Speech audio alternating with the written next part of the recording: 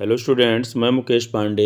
मैं आपको the the tiger in the zoo का जो है तीसरा और चौथा स्टेंजा कराने चल रहा हूँ। मैं अभी स्टेंजा लिख भी दिया हूँ।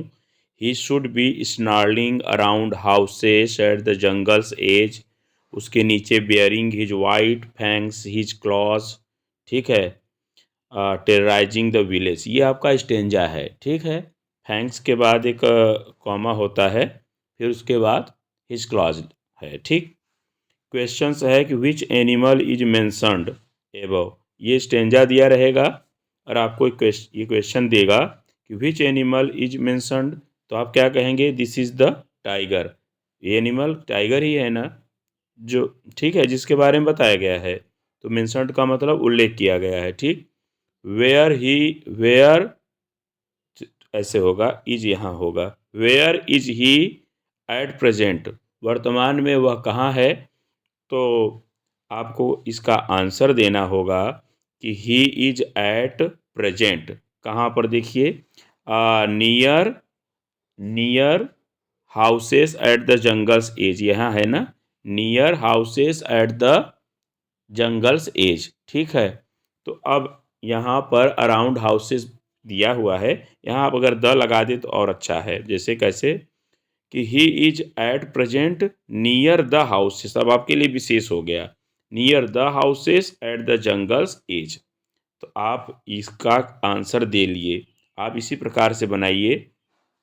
How is he terrorising the village, वह किस प्रकार से गांव को डरा रहा है, आतंकित कर रहा है।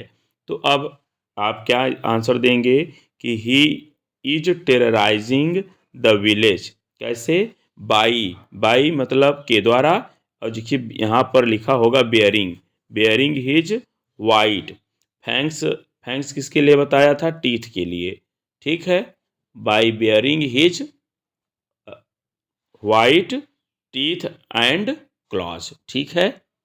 टीथ एंड क्लॉज, आप इस प्रकार से इसको आंसर दे देंगे। अब देखिए, trace a word that means corner. Corner की मीनिंग पूछेगा, इसमें क्या है। तो एज मतलब किनारा और कॉर्नर मतलब भी यही होता है। तो यही इसका मीनिंग है। अब स्टेंजा 2 में आते हैं। But he is locked in a concrete cell ना, हिज स्ट्रेंथ बिहाइंड बार्स। ठीक है। स्टाकिंग एक सटा हुआ रहेगा, अलग अलग नहीं होगा। स्टाकिंग नहीं, स्टाकिंग एक साथ रहेगा। Stalking the length of his cage ignoring visitors, ये स्टेंजा है। इसमें क्वेश्चन है कि how is he in the cage, cage में वह किस प्रकार से है। तो इसका आंसर कि केज में वह बंद है। तो he is locked in the cage, locked की स्पेलिंग आप लिख ही लेंगे। ठीक। फिर पूछा है where has his power gone, उसकी शक्ति कहाँ चली गई है। तो आपको बताना है कि हिज पावर हैज बीन इम्प्रीजन्ड। इम्प्रीजन्ड का मतलब कैद हो जाना। इन हिज केज मतलब उस जिस पिंजड़े में है वह अपने, तो इन हिज केज उसके पिंजड़े में उसकी शक्ति कैद हो गई है। तो his power has been imprisoned. ठीक है। In his cage.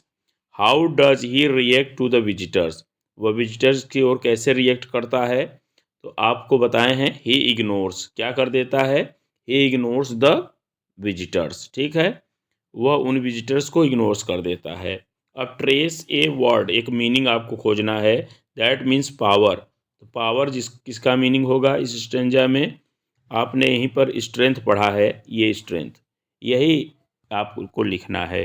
तो इस प्रकार से मैंने आपको प्रत्येक क्वेश्चन का आंसर इस स्टेंजा के माध्यम से बताया। आप इसे अपने नोटबुक में भी लिख सकते हैं।